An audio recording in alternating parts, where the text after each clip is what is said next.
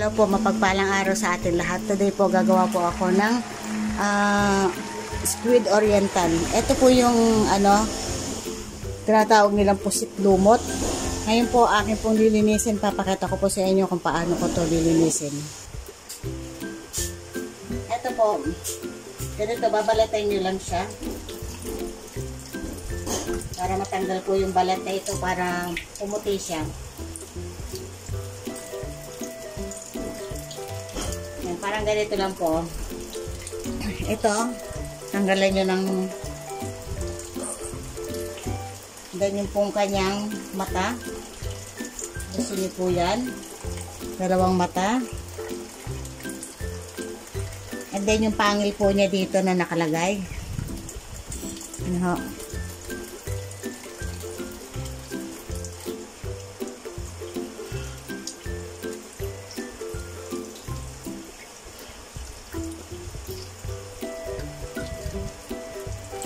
Ito na po, malinis na siya. Malinis na po siya. Ngayon, ito naman po, yung backbone niya, alisin nyo lang dito.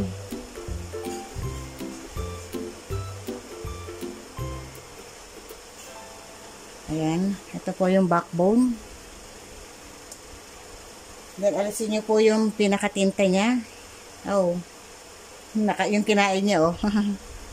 Taba. Yan po. And then, alisin nyo lang po ito.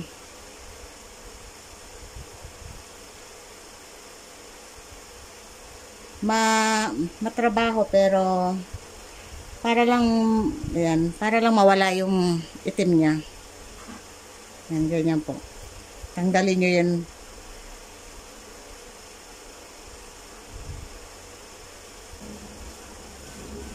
Yan, ganito lang po. Natanggalin nyo yung ano na yan, yung pinakabalat na itim para pumuti siya. And then, mamaya po papakita ko po, tatanggalin ko lang, lilinisin ko lamang po itong ating squid para mamaya pakita ko po yung finished product ko sa inyo. Heto na po, na natanggalan ko na ng balat. Ngayon po, hiwain na po natin. Gumamit po ako ng gunting para mas mabilis. Ayan. Alisin nyo lamang po yun.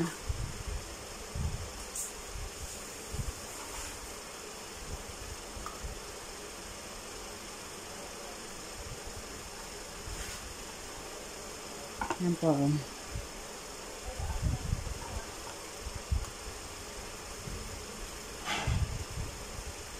Hugasan pa po natin to. Lagyan po natin ng design.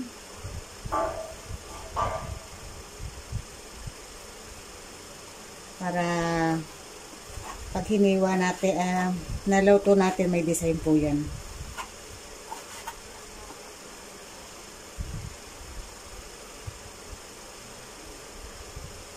Yan po.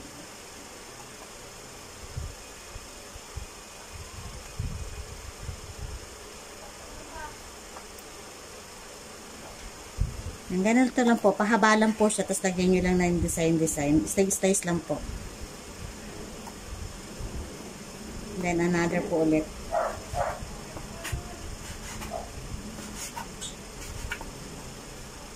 Good morning po sa ating lahat. Today po magluluto po ako ng squid oriental. Ito po yung nilinis ko po na squid. Ito po. Nahugasan ko na siya mabuti.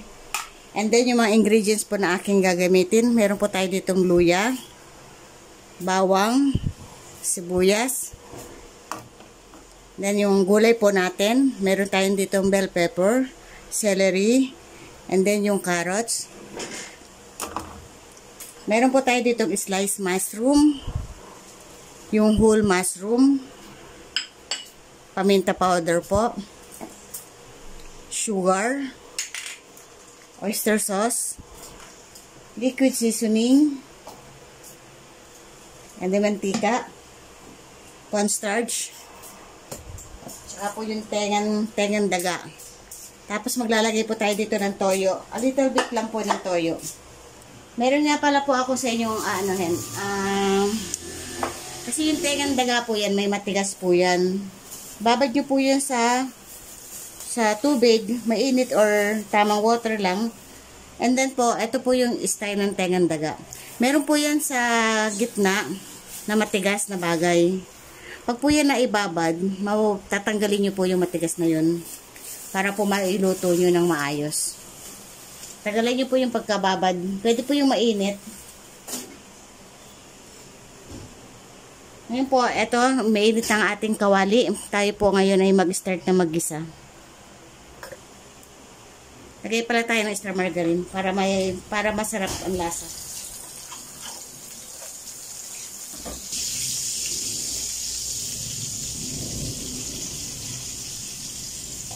Luya po.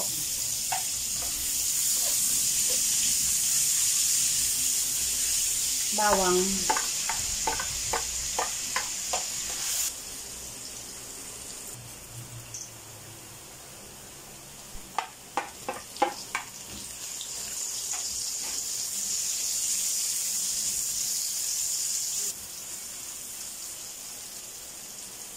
Lagay na po natin itong squid.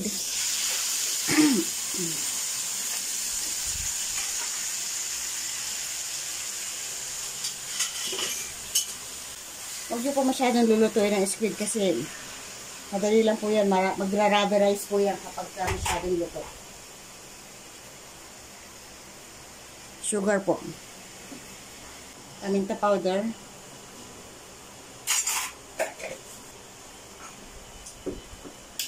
And then po yung oyster.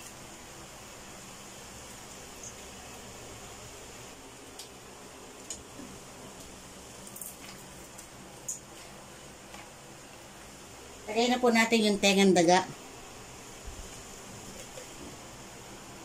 Dinamihan ko para mas masarap. Yung po ating mushroom.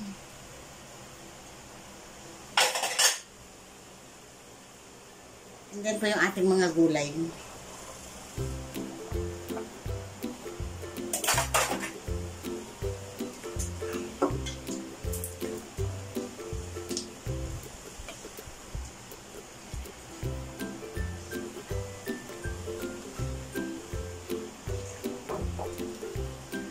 Lagay po tayo ng Kikkoman soy sauce.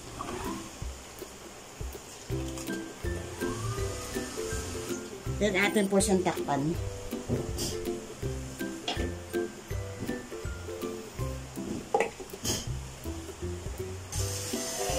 Ito po atin po siyang buksan.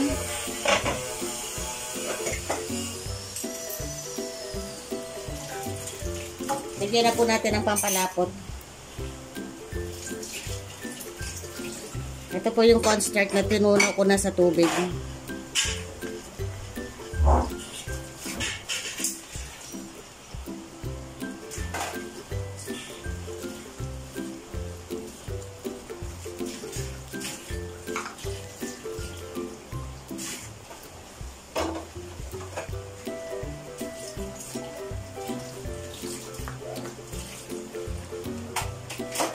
Patay na po natin ang apoy at okay na po ito.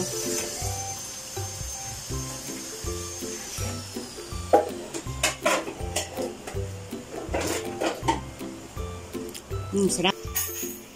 Ito na po yung ating nagawang squid oriental. Sarap po.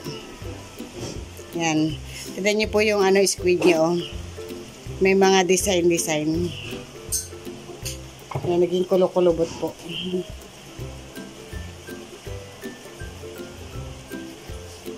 Paano po, magpapaalam na po ang inyong kakusinerang Lakwat Sarah.